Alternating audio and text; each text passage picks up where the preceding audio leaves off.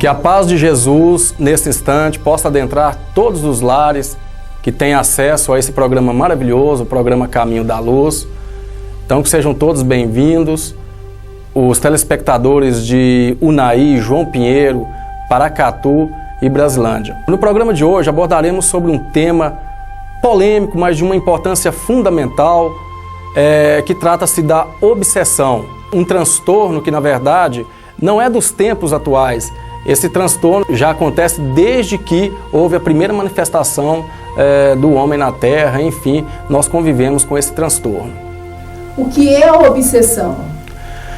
A obsessão é o domínio que alguns espíritos exercem sobre outros, quer por constrangimento, quer por vingança, quer por um amor desequilibrado, desajustado, muitas vezes confundindo com o apego pelas coisas materiais ou apego por entes queridos, quer também por ódio, situações que veremos no discorrer do assunto. Para ilustrar melhor, vamos citar um exemplo bíblico, uma passagem evangélica, no Evangelho de Marcos, capítulo 5, que fala sobre um senhor que vivia na região de Gadar, era um gadareno, e ele convivia bem com a sua família, enfim, e fora envolvido por influências maléficas. E então aquele homem, que era um homem de conduta boa, enfim, ele passou a ser considerado na cidade, na região onde vivia, por um endemoniado, uma pessoa completamente transtornada, e passou a se utilizar de atitudes bastante convenientes, batia, maltratava, quando ele não maltratava as pessoas, ele atirava pedras nele mesmo, ou seja, tudo isso influenciado por uma legião de espíritos malfeitores, espíritos desajustados.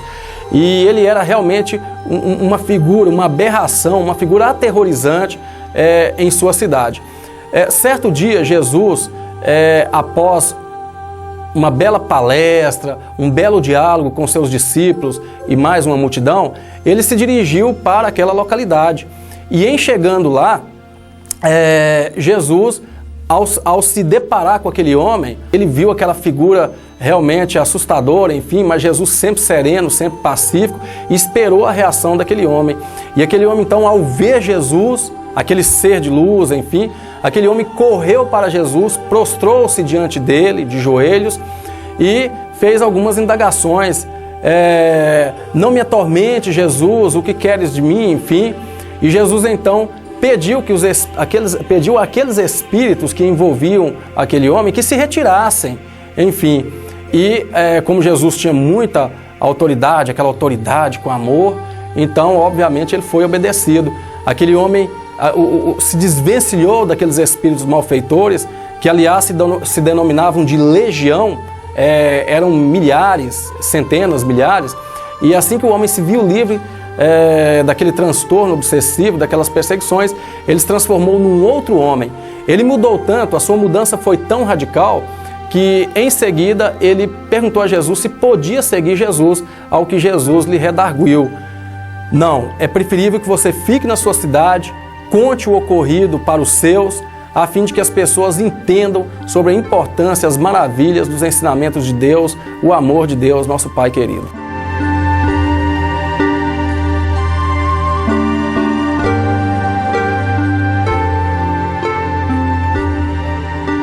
Mas o que tem a ver essa passagem evangélica com o tema proposto para o programa de hoje?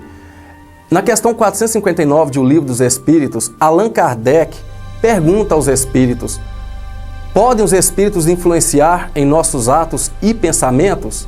Ao que os espíritos respondem: muito mais do que imaginais.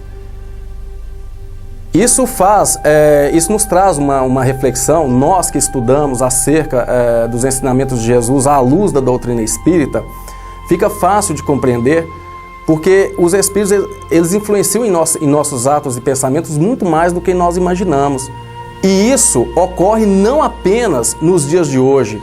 Desde que se houve a primeira manifestação do homem da Terra, esses processos obsessivos acontecem, ou seja, a influência dos espíritos em nossos atos, em nossos pensamentos. Agora, se essa influência vai gerar problemas ou não, vai depender da nossa conduta moral, da nossa conduta espiritual, como nós levamos nossa vida, em que nós pautamos a nossa conduta, em que nós pautamos o sentido existencial, o nosso sentido existencial. Se a obsessão é uma doença da alma, quais são os seus sintomas? Esses sintomas podem aparecer principalmente através de pesadelos, perturbação do sono, depressão, desregramentos sexuais, tendência para diversos tipos de vícios, como o alcoolismo, por exemplo, as drogas, isolamento, falta de vontade de trabalhar, de agir. Nem tudo aquilo que parece ser obsessão pode ser obsessão, porque há muitos casos que são de comprovação científica mesmo, que são de origem orgânica mesmo. Nem tudo deve se culpar ao processo obsessivo. E como se pode tratar essa doença espiritual? Essa doença, o tratamento dela depende mais exclusivamente do indivíduo. Ele melhorar a sua conduta moral, a sua conduta espiritual, a sua conduta moral perante o seu semelhante, perante aqueles com quem ele convive. Mas a partir do momento que o indivíduo não se dá conta do processo obsessivo, de que ele está envolvido por um processo obsessivo, ele deve procurar uma casa espírita, kardecista, que vai lhe aconselhar sobre o que ele deve fazer, como ele deve agir, para que ele venha obter essa cura, essa melhora, para amenizar ou para erradicar esse processo obsessivo. Quais são os tipos de obsessão? Bom, os tipos de obsessão, eles se dividem em 3 situações. Nós temos a obsessão simples, a obsessão por meio da subjugação e a obsessão por meio da fascinação. No caso da obsessão simples, é o ato de um espírito desejar querer constranger o outro espírito. Devemos lembrar que obsessão ela não se dá apenas do desencarnado para o encarnado, como comumente nós pensamos. A obsessão se dá de desencarnado para encarnado, vice-versa, ou seja, de encarnado para desencarnado, de encarnado para encarnado, e também tem a chamada auto-obsessão, conforme nós veremos a seguir. No que diz respeito à obsessão simples, é quando o espírito, conforme dissemos agora há pouco, ele deseja constranger o outro espírito por meio de situações até corriqueiras no nosso dia a dia, tentando levar o indivíduo a praticar situações que às vezes nem condiz com a sua conduta moral. No caso da obsessão simples, se o indivíduo tem uma postura ética, uma conduta moral elevada, ele saberá se desvencilhar dessa situação constrangedora, ou seja, dessa obsessão simples.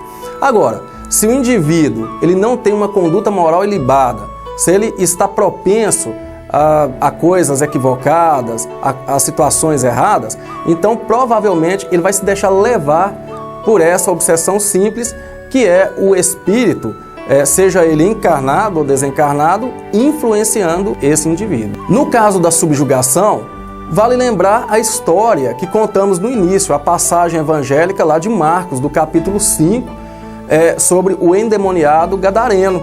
Então, o espírito, o indivíduo, ele está tão influenciado que ele se vê numa situação de subjugação. Ele já não é mais dono de si, digamos assim. Ele está sob a total influência, não apenas de mas de uma legião, talvez de uma legião de espíritos obsessores que passaram a subjugá-lo. Pode ser por vingança, pode ser utilizando aquele indivíduo como instrumento para os seus males, enfim, para a prática dos seus atos malignos. E o cidadão, o indivíduo, ele não consegue se dominar mais, ele está completamente subjugado por esses espíritos inferiores. É realmente uma situação triste, deplorável. Nós temos esse caso que nós citamos no início do endemoniado gadareno. Ele não é um caso isolado. Nós podemos ver casos semelhantes até nesses assassinatos terríveis que nós assistimos pela mídia aí. Muitas vezes nós perguntamos, mas como essa pessoa pôde praticar um ato tão cruel dessa forma? Ou seja, ele foi subjugado. E vale lembrar que no caso da subjugação, ela ainda se divide em duas situações. Nós temos a subjugação moral e a subjugação corporal. A subjugação moral, ela lembra muito a fascinação que nós falaremos a seguir. É o fato do espírito querer constranger o outro em questões morais. E no caso da subjugação corporal, o espírito, o obsessor, ele faz com que os órgãos, os membros, enfim, do corpo do indivíduo tenha reações que ele não deseja, que ele não quer, e ele não se dá conta disso. No caso da fascinação, o espírito obsessor explora muito o ponto fraco do indivíduo, seja ele encarnado ou desencarnado, a questão, por exemplo, da vaidade. Então, o obsessor cria situações em que o obsediado, ele acha que pode mais do que realmente ele tem condições. Um breve exemplo, vale a pena citar, no livro Aconteceu na Casa Espírita, ditado pelo espírito Nora, psicografado pelo médium Emanuel Cristiano, em que ele relata o caso de uma trabalhadora espírita, de um médium espírita, em que ela tinha uma vaidade exacerbada.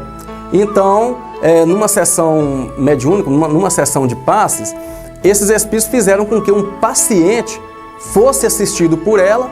Esse paciente tinha transtornos terríveis, transtornos obsessivos terríveis, e esse paciente, assim que passou, que saiu da câmara de passes, ele foi curado, e deu-se a entender que foi ela, essa médium, que curou, e isso fez com que essa vaidade dela viesse à tona, enfim, a mídia entrou no meio, e ela passou por uma situação terrível, ou seja, ela acabou sendo envolvida pela obsessão da fascinação. Ela ficou completamente fascinada com a situação que ora ela vivera. Pode um espírito familiar desencarnado tornar-se um obsessor de seus entes queridos? Bom, isso depende muito do apego desse espírito. Se o espírito não era portador de uma conduta muito digna, ou se não era conhecedor das leis de Deus, dos ensinamentos de Jesus, enfim, ele pode sim influenciar e muito. Nós podemos citar, por exemplo, uma situação de cônjuges. Digamos que esse espírito deixou a sua esposa, ele partiu, lógico, desencarnou, e a sua esposa ficou. E se não havia ali amor, porque quando há amor, o cônjuge que ficou, evidentemente, levará um bom tempo para se relacionar de novo, enfim. Se esse cônjuge que ficou envolve-se em um novo relacionamento amoroso em breve tempo, então isso pode sim causar transtornos ao espírito que desencarnou, e ele pode influenciar de forma negativa, de forma obsessiva na vida do cônjuge que ficou. Esse é um exemplo corriqueiro, bastante peculiar nesses casos. Há também os casos de herança em que o indivíduo desencarna e a família permanece ali brigando, discutindo pela herança que ficou, muitas vezes até não bem dividida, segundo os familiares, e isso faz com que o espírito intervenha e faça com que os entes queridos se degladiem, briguem entre si. E outro caso muito comum também, da influência do ser que partiu, do espírito que partiu e deixou seus entes queridos, é quando ele, ainda muito apegado às questões terrenas, enfim, ele presencia a sua família sofrendo muito e tudo, então ele inocentemente, já seria até uma questão mais amorosa, mais um amor mais exagerado, enfim, aliado ao apego, então ele quer ajudar, mas acaba atrapalhando devido a ele não ter as informações necessárias, enfim, a não saber como agir nessa situação. Então ele pode sim causar transtornos obsessivos para um ente querido ou alguns entes queridos daquela família, trazendo conturbações para aquele seio familiar. E como se identifica uma obsessão de encarnado para desencarnado e como resolver o problema? Essa pergunta bastante interessante, contrária à pergunta anterior. Essa já é de encarnado para desencarnado.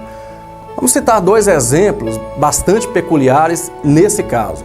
Por exemplo, morre um filho, a mãe desespera-se, não aceita a situação E ela passa inocentemente por um amor tremendo que ela nutria e nutre por aquele filho que ora partiu, que já se encontra no plano espiritual, e ela passa a perturbá-lo, a obsediá-lo, sem querer, sem saber, com aquelas atitudes que normalmente nós presenciamos aí no dia a dia, mexendo em seus pertences pessoais, por exemplo, fotos, camisas, roupas e outros objetos do seu uso pessoal quando ele estava na terra. Então, normalmente, aquela mãe ou aquele pai, isso comumente ocorre mais com as mães, elas trazem aqueles objetos ao peito e choram e lamentam a partida do filho, lembrando que elas fazem isso, elas acham que estão fazendo aquilo por amor, e com certeza é amor, mas mais do que amor, aquilo é um apego muito excessivo e as pessoas desconhecem, muitas pessoas desconhecem isso. E agindo dessa forma, achando que está fazendo bem, ela acaba prejudicando o espírito que ora partiu, e ele não consegue se desvencilhar totalmente, ele não consegue se libertar e acaba ficando ali preso àquela situação, envolvido no drama pessoal daquela mãe ou daquele pai, enfim. E na sequência da pergunta, como resolver esse problema? Esse problema ele deve ser resolvido através de, levando essa pessoa, aconselhando essa pessoa a procurar uma casa espírita idônea, uma casa espírita kardecista que estuda a codificação kardeciana, para que essa pessoa possa ser orientada a respeito de um tratamento que ela deve passar. Ela passará por uma entrevista. Vale ressaltar que na nossa casa espírita, no Centro Espírita Cristianismo Rede Vivo, às terças-feiras é feita uma triagem, uma entrevista com o paciente, onde ele irá discorrer sobre o problema, sobre a sua aflição, o drama pelo qual ele está passando, para uma pessoa bastante fidedigna. O assunto não será passado para nenhuma outra pessoa, então ela vai relatar o seu problema e, de acordo com o seu problema, ela será encaminhada para um tratamento. Se for de causa orgânica, ela passará por esse tratamento às terças-feiras. Se for uma questão realmente comprovadamente espiritual, ela passará pelo tratamento às quintas-feiras. Sobre esse assunto do tratamento, a pessoa deve procurar o Centro Espírita Cristianismo Rede Vivo, aqui em Unai, a Rua de Djalma Torres, número 704, e se orientar melhor acerca desse tratamento com as pessoas devidamente incumbidas desse assunto. E o mais importante nessa situação, para que a pessoa possa resolver esse problema, é também a busca do autoconhecimento, a reforma íntima, a pessoa entender a imortalidade, que o espírito é eterno. Então buscar através de leituras edificantes, de conselhos úteis realmente, conselhos que realmente fazem bem, de preces, orações. Quando a pessoa se sentir muito deprimida, está sentindo muita falta do ente querido, nós citamos aí a questão de falecimento, enfim, de desencarne, quando um ente querido desencarna, mas tem também a questão de perdas, por exemplo, um cônjuge que perdeu o outro, tudo, e entra em depressão, nesse processo obsessivo. Então que ele procure a busca do autoconhecimento, que ele procure através da oração, que ele procure através das preces, de leituras edificantes, o remédio que venha pelo menos amenizar essa situação, esse processo no qual ele se encontra, esse processo obsessivo no qual ele se encontra. A depressão pode estar relacionada com obsessão? Como? Sem dúvida, e as características são muito semelhantes. Nós costumamos dizer que até elas se camuflam, porque o indivíduo depressivo, ele deseja um isolamento, ele tem medo de enfrentar a vida, ele não tem um sono estável, pesadelos, dores de cabeça, dores nas costas, uma série de fatores oriundas cujas características são realmente muito semelhantes ao processo obsessivo. E nós poderíamos até citar como resolver esse problema de acordo com a resposta que nós demos na pergunta anterior. Há a possibilidade de ocorrer uma auto-obsessão, ou seja, de uma pessoa encarnada ser obsediada por ela mesma? Sem dúvida, e muitos desconhecem acerca desse assunto tão importante, dessa questão tão importante. Normalmente, nós até citamos numa pergunta anterior, nós achamos que obsessão é de um espírito desencarnado para um encarnado. Nós citamos aí um outro exemplo de encarnado para desencarnado e agora essa questão da auto-obsessão. Como isso se dá?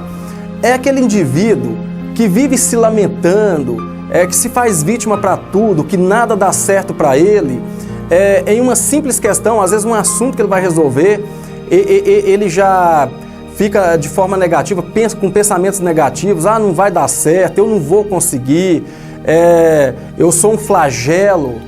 Enfim, então ele se joga lá embaixo mesmo, então ele vive se obsediando e não se dá conta disso. O mais impressionante na questão é isso, ele não se dá conta disso. Então ele vive se rebaixando e isso é um processo de auto-obsessão. Agora, é muito importante ressaltar, porque muitas vezes nós cometemos esse erro de achar que tudo é influência dos espíritos, é processo obsessivo, enfim, e muitas vezes não é. Por exemplo, no caso que nós citamos aí da depressão, nós não podemos de forma alguma dispensar o tratamento médico terreno, o tratamento científico, claro, o tratamento psicológico, e tudo isso é importante, porque muitas vezes a causa ela é realmente orgânica e não de efeito espiritual. Mas como o indivíduo vai descobrir isso? Conforme nós dissemos, através do autoconhecimento, enfim, procurando os profissionais, organicamente falando, fisicamente falando, os profissionais corretos, sérios, que com certeza ajudarão. Se de tudo o profissional, o médico não resolver, aí sim procure uma casa espírita conhecida, procure para que possa ser realmente ajudado. Vale lembrar, não custa ressaltar, nem tudo é processo obsessivo. Então, finalizando o nosso programa de hoje, gostaríamos de observar, tranquilizar, principalmente aquelas pessoas que não detêm o conhecimento espírita, que não frequentam uma casa espírita. Ressaltamos que não se assustem. Conforme dissemos no bloco anterior, nem todo transtorno ele é de ordem obsessiva espiritual. Então que fiquemos atentos com esses detalhes, não deixemos de procurar o seu médico, o seu psicólogo de confiança. Aliado a isso, procure se manter em orações, procure manter uma conduta de vida idônea, procure tratar sempre bem o seu semelhante, procure estar de bem com a vida, procure fazer exercícios físicos. Sim, exercícios físicos têm muito a ver com essa questão também, porque quando você ocupa o seu corpo com exercícios físicos, obviamente você está ocupando sua mente também. Então, você tendo qualidade de vida, você tendo uma vida com retidão, enfim, você vai bloquear essas influências maléficas que são desenvolvidas por espíritos que, conforme no linguajar popular o pessoal fala demônios, que são espíritos que encontram-se em estágios inferiores e que necessitam de ajuda também. Parece irônico, mas é verdade. Eles necessitam de ajuda, são espíritos desajustados, que perambulam pelos campos da erraticidade, que não se encontraram ainda, que não compreenderam a importância do amor, do perdão, a importância de se conviver bem. Então, desconhecendo isso, eles procuram a vingança, eles não se conformam em ver o outro semelhante bem, e aí eles partem para a vingança, partem para várias situações que causam o transtorno obsessivo, conforme citamos aqui no início. O assunto que trouxemos aqui hoje, obsessão, é um assunto muito importante, extenso, e que nessa meia hora, com certeza, não falamos talvez 30%, 20% desse assunto. Se quiserem saber mais, as pessoas interessadas, procurem, conforme dissemos anteriormente, livros acerca do assunto, especialistas. A Casa Espírita está aberta para receber os que querem realmente aprender sobre esse assunto, porque, conforme dissemos, o assunto é muito extenso e tem várias obras. O Livro dos Espíritos, por exemplo, o Livro dos Médiuns, falam acerca desse assunto com perguntas de uma forma com bastante propriedade. O Evangelho segundo o Espiritismo, que sem dúvida alguma é um bálsamo, que nos ajuda bastante, é um remédio para essas dores. Lembrando sempre que a obsessão é uma doença da alma. Nós encarnados, nós seres humanos, somos espíritos utilizando desse veículo carnal, ou seja, somos espíritos eternos. Enquanto encarnados somos alma. A partir do momento que desencarnamos, somos espíritos. Então nós vivemos numa situação de espíritos encarnados e para isso nós devemos realmente buscar o autoconhecimento, a nossa reforma íntima, a fim de bloquearmos, nos desvencilharmos dessas perseguições maléficas, seja de ordem espiritual, porque elas também se dão de encarnado para encarnado. Haja vista muitas vezes companheiros, pessoas tentam nos manipular, tentando nos direcionar para caminhos equivocados, ou seja, porque isso também se dá de encarnado para encarnado e não apenas do espírito desencarnado para o encarnado. Então todos estão convidados para assistir o programa Caminho da Luz, esse programa que está adentrando os lares, levando muita luz, muito esclarecimento, sempre à luz da doutrina espírita, confortando lares, confortando aquelas pessoas que muitas vezes querem conhecer o Espiritismo, mas não têm essa oportunidade. Então toda terça-feira às 18 horas, todo domingo às 11h30, vocês têm esse banquete de luz em suas casas, nós temos em nossas casas, para podermos aprendermos acerca dessa doutrina tão maravilhosa, os ensinamentos de Jesus, que sem dúvida alguma foi o maior terapeuta, o maior psicólogo que tivemos em nosso planeta e, lógico, ainda temos em nossos corações. As casas espíritas, a doutrina espírita, ela realmente esclarece e muito bem, com bastante objetividade, transparência acerca desse assunto, como ele se desenvolve, como resolver o problema, enfim, mas muito mais do que você procurar a casa, receber o tratamento, é você praticar os ensinamentos de Jesus. Porque se você vai lá, receber um passe e acha que o seu problema será resolvido, e volta a praticar os mesmos erros de antes, sejam eles quais forem, com certeza o processo obsessivo irá retornar e de forma bastante mais agravada. E não apenas... pode procurar também os livros. Na Casa Espírita tem bastante livros que falam acerca do assunto. Procure pessoas responsáveis pela biblioteca, pela parte de livros na nossa Casa Espírita, e essas pessoas irão orientar sobre os livros sérios, os livros corretos, que discorrem acerca desse tema tão polêmico, mas de uma importância tão fundamental para os nossos dias, não só de hoje, como em todas as épocas da humanidade. A obsessão ela tem tantas faces que nós muitas vezes desconhecemos, conforme temos dito. Nós mostraremos agora alguns slides em que, se nós evitarmos determinadas situações, coisas simples e que muitas vezes passam despercebidas por todos nós, e que se nós evitarmos essas situações, com certeza nós evitaremos processos obsessivos de ordem simples, que podem, evidentemente, tornarem-se piores com o tempo. Conforme nós observaremos através desses slides, gostaríamos que todos prestassem bastante atenção, que lessem, que ouvissem, pois que realmente eles são um bálsamo para os problemas que nos afligem. 13 passos para o bem de si mesmo. Por mais que lhe falem da tristeza, prossiga sorrindo. Por mais que lhe demonstrem rancor, prossiga perdoando. Por mais que lhe tragam decepções, prossiga confiando. Por mais que ameacem de fracasso, prossiga apostando na vitória. Por mais que lhe apontem erros, prossiga com seus acertos. Por mais que discursem sobre a ingratidão, prossiga ajudando. Por mais que noticiem a miséria, prossiga crendo na prosperidade. Por mais que lhe mostrem destruições, prossiga na construção. Por mais que lhe acenem doenças, prossiga vibrando saúde. Por mais que exibam ignorância, prossiga exercitando sua inteligência. Por mais que o assustem com a velhice, prossiga sentindo-se jovem.